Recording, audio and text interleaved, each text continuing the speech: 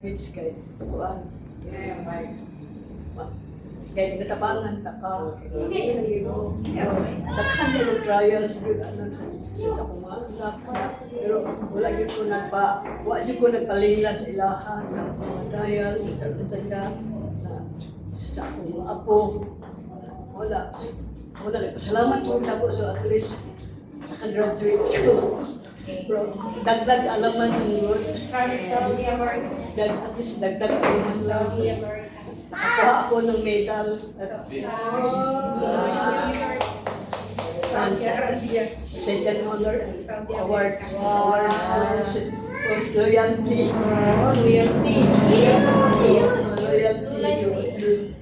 I'm very happy tayo. Wala akong mga problema. Ipayay ko pag Royal March na mo, iatod ko ni Janet. Si Janet escort na ako. So man happy ko. Yes, happy ko. So, I was cried and happy kayo. So karon ang title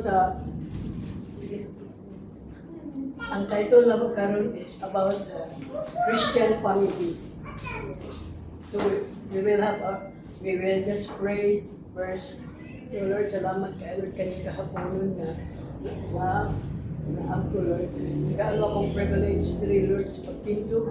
Tubang ta akong mga sisters and brothers.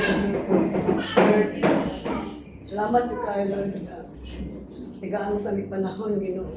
Lord, Ginoo kami Lord sa mga message. In Jesus' name I pray, Amen. So, ang title karon sa ito ang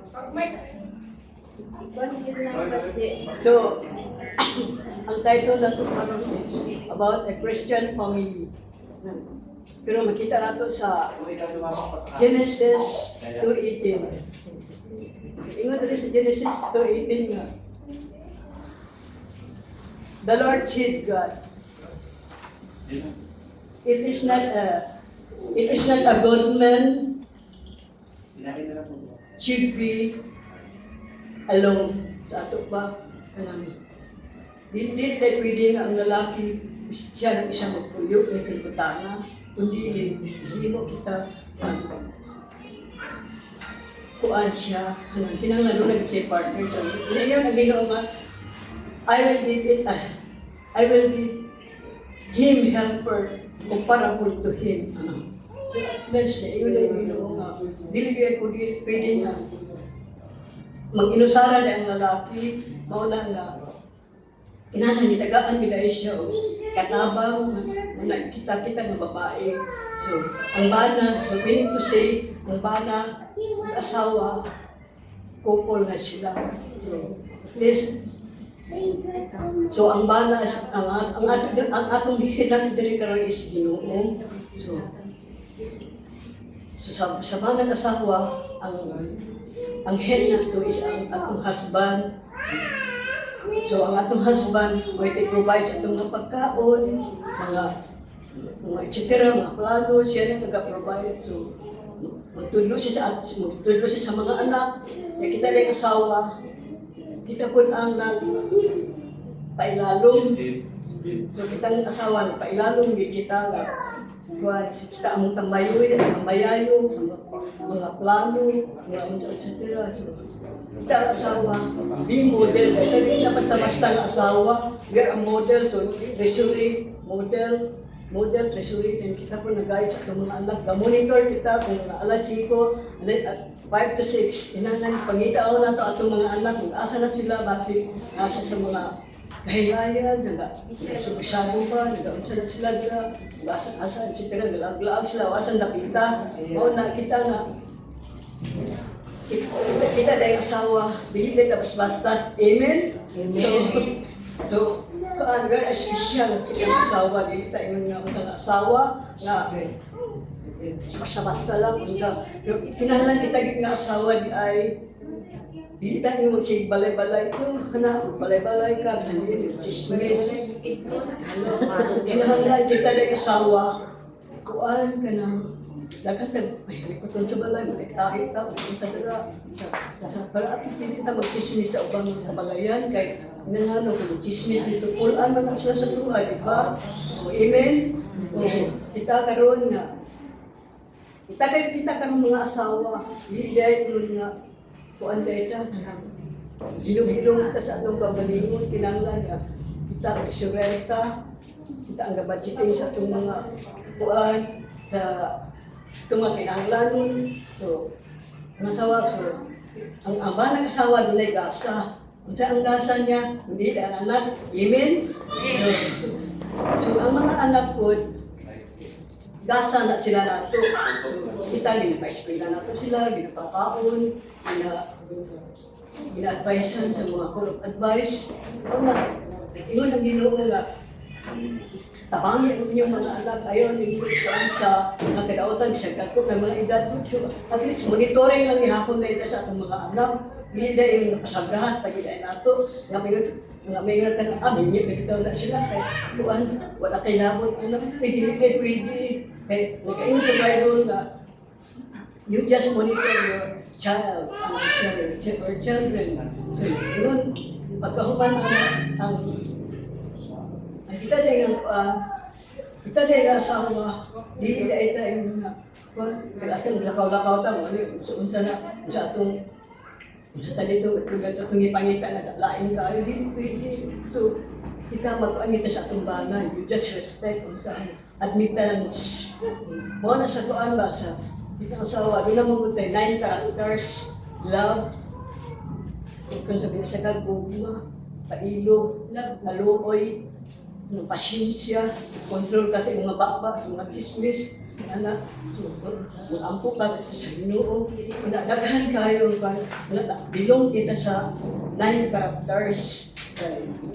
Hindi man din pwede nga, wala ka na anak ba? Kaya kung wala ka na, wala kita kay maluara. So, ang Ginoo yun, nagkakontrol sa tuan, nagtamaw siya kung saan atong kahintang. Ingon ang Ginoo nga, ikaw bansi, ayaw yung pasalbi ang iyong anak. So, mga anak ko sa iyong pamilya, ayaw na sila, lakaw-lakaw na ka sa bisita. Wala na, so Lord, yun hindi, yun hindi na kapasalga ng mga anak. So, nag-ingon ang Ginoo, ayaw pasalbi ng mga anak ko, kita, mga anak. Wala na. Nag-ingon yun ang Ginoo nga, kuan siya, kaya ako gamahanan, hindi ko, so, power kasi Lord, amen? So, kuan, inong bilang, ang Ginoo nga, kamo mga asawa, kita mga asawa daw, hindi tayo magpasagad, kung saan atong bansabana, kung saan gina-remit sa tumbana, kung saan gina-remit, so mo na to, hindi na magyaw-yaw, sa mga kulang man kayo, hindi na magyaw-yaw, kundi ang kuan nato nga, labi ka sa Matthew 6:33, seek ye first the kingdom of God, and His righteousness, and all these things shall be added unto you. So kita dahil dagdag lang ta sa hilong, hindi tayo sige tagyaw-yaw, sabay ka magyaw-yaw, yaw-yawan lang ay. Sa mga ulang man ni asa-asa na dapit-dapit ang kwarta na. So at least kita hilong mo na. Sa mga ulang man tayo nagirimi. So ang po lang dahil ta. Na po ay siya. Dugangan ba nga kasi. Nakita ko nung start ko taga-tua, hindi ko inun nga pasagda na ito sa pumukay kamay ang sweldo sa atong bana. So, katsinyoyawan din na. Inhangan yun nga. Ato po siyang tabangan. Ang mga anak ko, inanglan magtaong po sila. Eskwela, good. Mga na pinahanglan din ay iba. Libra, pasagda. So, makita ko na ito sa Ephesians 2:19, ingon niya.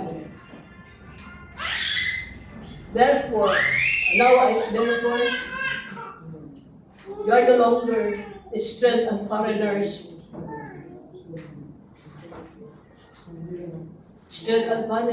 Foreigners to feel the fellow citizens, since the member of the household to the Lord. So ano pa, ayun na rin yung Ephesians 2:19. hindi ka mga foreigners, hindi ka mga stranger, hindi ka mga kuan, kundi may anak ka kamo. Ayun din ang Ginoo. Pero, wala rin siya. ayaw mo kalisan kay dili ka mo mga istamero, dili ka mo mga foreigners, dili mo taga-daing lugar, kung dili ka mo mga anak ng muna ko. Amen? Amen. So, wala yun din ang Ginoo nga. Doon ka mo dili ka na ako. Kaya na, household, means to say, pareha niya simbahan mo, household, ha? Hindi tigong na sa Ginoo kay kita mga anak sa household. Household to the Lord. Kita mag-ampo, bila itaga sa simbahan yun sa tumbalay ang kuanan mo na. Ingon siya ang Ginoo ka. Simba din mo kanunay, di mo magkuhan.